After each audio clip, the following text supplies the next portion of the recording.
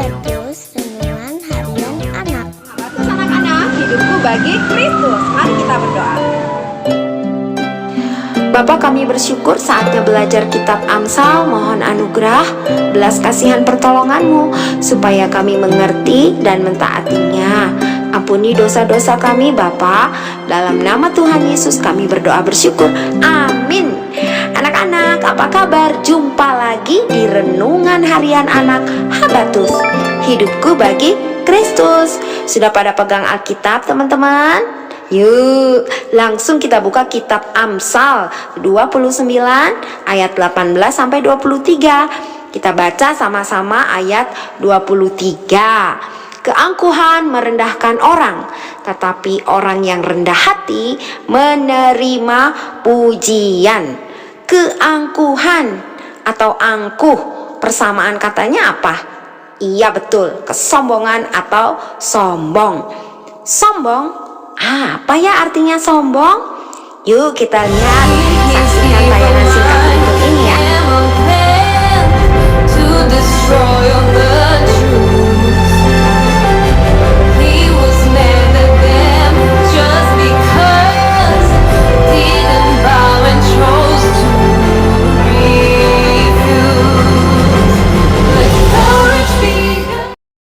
Nah, anak-anak, dari tayangan yang tadi kita lihat, ada seorang pria yang memiliki jabatan besar, penting sebagai Perdana Menteri di suatu kerajaan yang bernama Ahasiweros. Raja yang berkuasa menguasai wilayah yang besar sekali. Nah, secara khusus, raja memerintahkan pada waktu itu seluruh rakyat harus sujud dan berlutut kepada sang Perdana Menteri ini. Tetapi ada satu orang rakyat namanya Mordekai, orang Israel, sama sekali tidak mau sujud menyembah kepada Perdana Menteri ini. Nah, ini membuat sang Perdana Menteri kesel, jengkel, sebel, dan marah. Lalu dia kumpulkan semua keluarga, teman-temannya. Lalu dia menceritakan tentang hartanya yang banyak, keberhasilan, kesuksesan. Sombong sekali ya anak-anak dia. Dia merasa dirinya paling segala-galanya. Lalu dia berkata, tapi semua keberhasilan itu tidak ada gunanya. Tidak ada. Kecuali si Mordekai itu yang tidak mau bersujud menyembah aku mati. Wah anak-anak, sombong sekali ya. Kesombongan yang ada dalam dirinya akhirnya menghasilkan kebencian yang besar sekali, dan itu membuat hatinya sesak.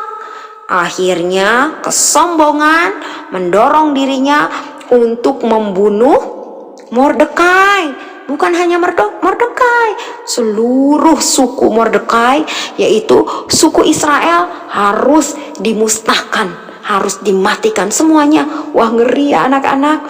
Akibat kesombongan ternyata akibatnya sangat-sangat mengerikan. Siapa sih nama Perdana Menteri yang sombong ini?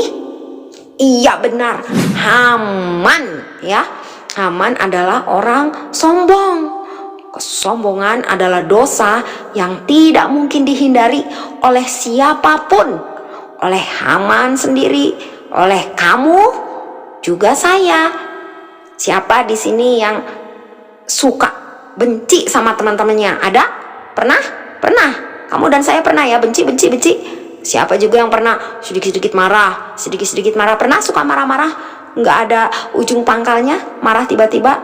Nah, itu semua adalah hal-hal kesombongan. Dan Haman yang sombong ini dipakai setan untuk melawan Tuhan. Dan akhirnya kesombongan membawa Haman pada kematian yang mengerikan. Dosa sombong adalah dosa yang dibenci Tuhan. Akibat sombong kita akan dihukum selama-lamanya. Itu sebabnya Tuhan Yesus datang ke dunia ini karena cinta kasih-Nya kepada dunia ini, kepada kamu juga saya. Dia rela merendahkan dirinya ya. Rendah hati itu lawan katanya sombong. Kalau orang sombong berarti dia tidak rendah hati. Tetapi kalau seseorang itu rendah hati, dia pasti tidak sombong. Nah, Tuhan Yesus ini rela, dia merendahkan dirinya, maksudnya dia rela rendah hati, memberi dirinya, ya, merendahkan dirinya untuk menggantikan hukuman dosa kamu juga saya. Orang-orang yang berdosa, yang suka sombong, yang suka benci-benci, yang suka marah-marah, yang gak jelas. Nah, Tuhan Yesus gantikan kamu dan saya. Dia mati di atas kayu salib.